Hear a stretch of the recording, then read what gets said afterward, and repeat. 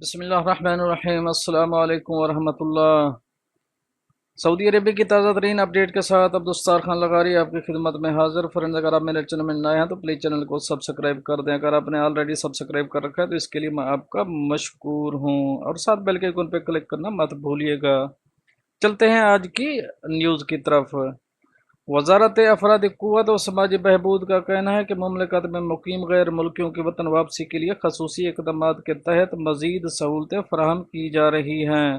خصوصی اقدامات سے وہ تارکین بھی مستفید ہو سکیں گے جن کے اقامے ایکسپائر ہو چکے ہیں۔ وزارت کے ذرائع نے مقامی ویب سائٹ نیوز سبق سے گفتگو کرتے ہوئے کہا، وزارت افرادی قوت موجودہ حالات کے پیش نظر مملکت میں مقیم ایسے غیر ملکی جو وطن جانے کے خواہش مند ہیں کے لیے مزید سہولت فراہم کر رہی ہے، جس کے ذریعے فائنل ایگزٹ خروج نہائی یا ایگزٹ ری انٹری خروج بعودہ حاصل کیا جا سکے گا۔ ذرائع نے مزید بتایا کہ وطن واپس جانے کے لیے مذکورہ سہولت سے وہ تارکین بھی مستفید ہو سکتے ہیں جن کے اقامے ایکسپائر ہو چکے ہیں اور انہیں تجدید نہیں کرایا گیا۔ وزارت کی جانب سے خصوصی اقدامات کے تحت موجودہ حالات میں وطن واپس جانے والوں کے لیے ابتدائی طور پر تمام پیشوں سے تعلق رکھنے والوں کو شامل کیا گیا ہے، جن میں گھریلو ملازمین بھی شامل ہیں۔ ذرائع نے خروج بعودہ یا خروج نہائی حاصل کرنے کے لیے طریقہ کار کی وضاحت کرتے ہوئے کہا، آجر کی جانب سے اپنے کارکنوں کا فائنل ایگزٹ یا ری انٹری لگانے کی درخواست آن لائن ابشر یا مقیم سسٹم کے ذریعے جمع کرائی جائے گی۔ پہلے مرحلے میں درخواست میں کارکنوں کی تعداد کا تعین نہیں کیا گیا، تاہم دوسرے مرحلے میں جس کا اعلان بعد میں کیا جائے گا کہ درخواست میں کارکنوں کی زیادہ سے زیادہ تعداد متعین کی جائے گی جن کا خروج بعودہ و خروج نہایہ درکار ہوگا۔ وزارت افرادی قوت کے ذرائع نے مزید بتایا کہ آجر یا کمپنی کی جانب سے 14 دنوں میں ایک ہی درخواست جمع کرائی جا سکے گی۔ ایک درخواست میں ایک سے زائد کارکنوں کا اندراج بھی کیا جا سکے گا۔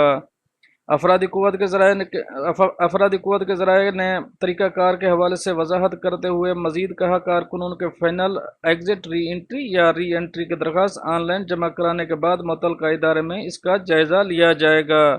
بعد ازاں درخواست پر ابتدائی منظوری جاری کی جائے گی۔ رجسٹریشن نمبر آجر کے موبائل فون پر ارسال کر دیا جائے گا۔ کارکن کے سفر کرنے کے مرحلے کا تعین اور بکنگ کی کنفرمیشن کے بعد حتمی اجازت سے آجر کو مطلع کر دیا جائے گا۔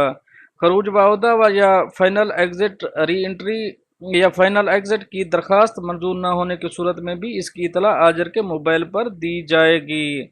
ابتدائی کمیٹی کی جانب سے اجازت موصول ہونے کے بعد، جس میں سفر کی کنفرمیشن بھی شامل ہے، آجر کی جانب سے کارکن کے ایگزٹ ری انٹری یا فائنل ایگزٹ کے حوالے سے باقی کارروائی ابشر سسٹم سے مکمل کی جائے گی۔ کارکن کے سفر سے قبل لازمی ہے کہ اس کا مقررہ ادارہ سے طبی معائنہ کرایا جائے۔ منظور شدہ طبی اداروں کے بارے میں وزارت صحت کی جانب سے بعد میں اعلان کیا جائے گا۔ وزارت کی جانب سے مزید کہا گیا کہ آجر پر لازم ہے کہ فائنل ایگزٹ پر جانے والے کارکن کے جملہ حقوق و واجبات ادا کرے، ساتھ ہی کارکن کو فضائی ٹکٹ فراہم کرنا بھی آجر کی ذمہ داری ہے۔ ذرائع نے واضح کیا کہ اگر کوئی کارکن مذکورہ خصوصی اقدامات سے مستفید ہونے کا خواہش مند ہو اور فائنل ایگزٹ پر اپنے ملک جانا چاہے مگر کفیل کی جانب سے رکاوٹ پیش آنے کی صورت میں کارکن براہ راست خروج نہائی کی کارروائی کے لیے درخواست جمع کرانے کا اہل ہوگا۔ اس صورت میں اگر متعلقہ ادارے کی جانب سے تعاون درکار ہوا تو مخصوص یونٹ کی جانب سے ہر طرح کا تعاون کیا جائے گا۔ فرینڈز، یہ تو تھی ایک اہم اپڈیٹ جو آپ دوستوں سے شیئر کری۔ ملتے ہیں نیکسٹ اپڈیٹ کے ساتھ، تب تک کے لیے آپ کا بھائی آپ سے چاہے گا اجازت۔ اللہ حافظ و ناصر۔